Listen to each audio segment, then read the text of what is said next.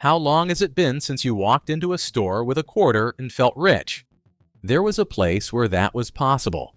A store where the wooden floors creaked under your sneakers, where a glass case near the entrance was filled with penny candy, atomic fireballs and Tootsie Rolls and wax bottles and Mary Janes, and where a kid with 25 cents could stand at that counter for 10 minutes, choosing carefully, and walk out with a small paper bag full of treasure. Your mother went there too. She could walk in with $5 and come home with sewing needles, a dish towel, a set of buttons, a greeting card, a pack of clothespins, a pair of shoelaces, and still have change left over.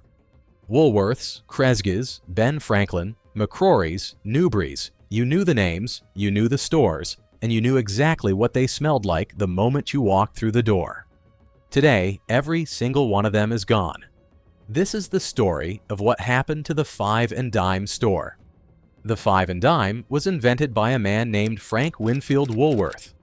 In 1879, he opened a small store in Lancaster, Pennsylvania, with a radical idea: sell everything at a fixed low price, 5 cents or 10 cents, and let the customers handle the merchandise themselves instead of asking a clerk behind a counter to fetch every item. The idea worked immediately. Woolworth's store was a sensation because it gave ordinary people access to goods at prices they could actually afford. Before Woolworth, shopping was a formal affair. You told the shopkeeper what you wanted. He retrieved it from behind the counter, and you paid whatever he charged. There was no browsing, no touching, no comparison shopping. Woolworth changed all of that. His store was open and inviting, with tables full of merchandise that you could pick up, examine, and decide for yourself whether you wanted it. It was the birth of modern retail.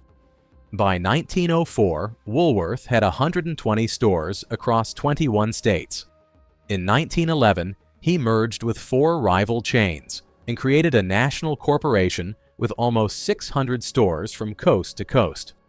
By 1929, there were over 2,200 Woolworth locations, and Woolworth was not alone. Kresge's, which would eventually become Kmart, operated thousands of its own Five and Dime stores, and dozens of smaller chains and independent dime stores filled in the gaps. By the 1940s and 1950s, the Five and Dime was as essential to the American small town as the church and the post office. And inside those stores, there were a few things that everyone remembers. The candy counter.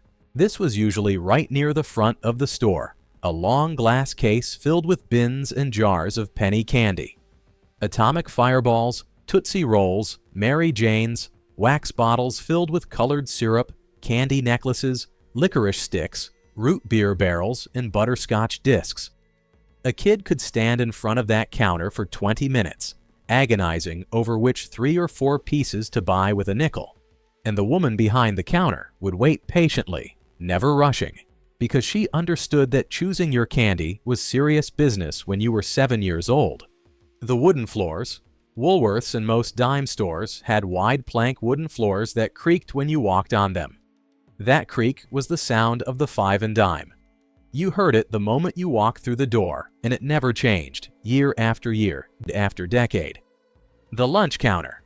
Many Woolworth stores had a long lunch counter with red vinyl stools, where you could sit and order a grilled cheese sandwich, a bowl of tomato soup, a slice of pie, and a cup of coffee for less than $1.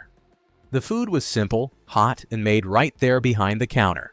It wasn't fancy, but it was good, and it was cheap, and it was the same in every Woolworths in the country. That lunch counter would also become one of the most important locations in the history of the civil rights movement. On February 1, 1960, 4 black college students sat down at the segregated Woolworth's lunch counter in Greensboro, North Carolina, and refused to leave when they were denied service.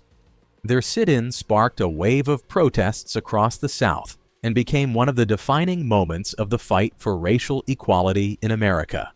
That counter is now preserved in the International Civil Rights Center and Museum. And then there was everything else.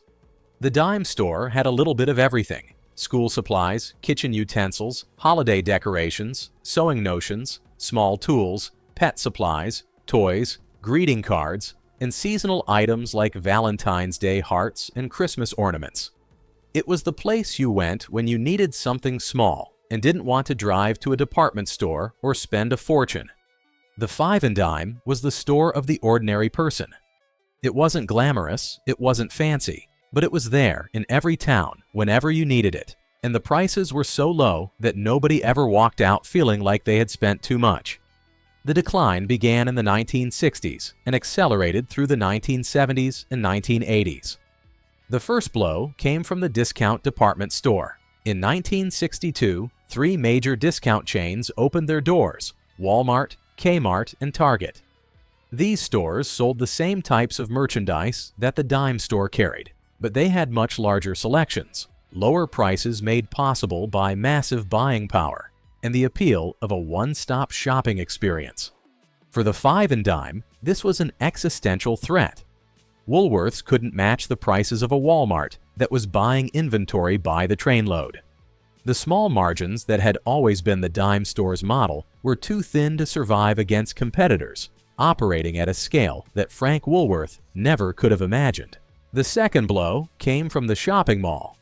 As Americans moved to the suburbs and shopping malls became the center of retail life, the Main Street locations where dime stores had operated for decades lost foot traffic. People didn't walk downtown to shop anymore. They drove to the mall. And the mall didn't have room for a Woolworths. It had room for the Gap and Radio Shack and JCPenney. Some Woolworths locations did move into malls, but they never felt right there. The creaky wooden floors were replaced with linoleum. The charm was gone, and the store was competing with specialty retailers that did everything better. Through the 1980s and 1990s, Woolworths closed hundreds of stores. The company shifted its focus to its specialty chains, particularly Foot Locker, which was more profitable. Kresge's had already transformed itself into Kmart. McCrory's and Newberry's filed for bankruptcy. On July 17, 1997, Woolworths closed its final 400 stores in the United States. After 118 years, the Five and Dime was finished. The company renamed itself Venator Group and eventually became Foot Locker, Inc., which is what it is today.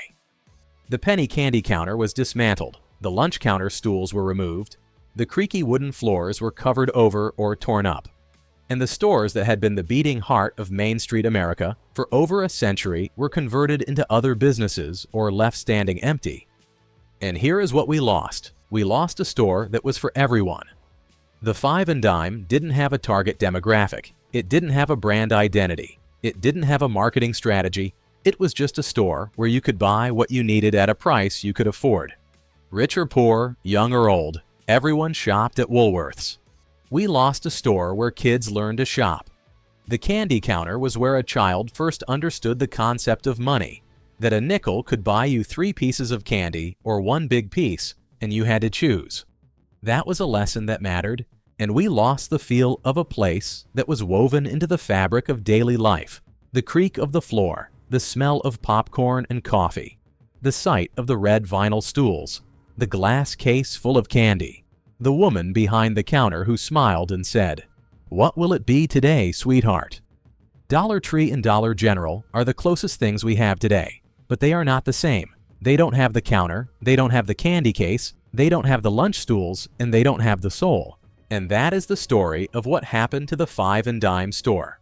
If you remember Woolworths or Kresge's or your local dime store, leave a comment below. Tell me what you bought for a nickel. Tell me what the floor sounded like, because those stores deserve to be remembered. And if you have not already, hit that subscribe button and join us here at Vintage America, because there are a lot more stories like this one. Stories about the America we used to know. I will see you in the next one.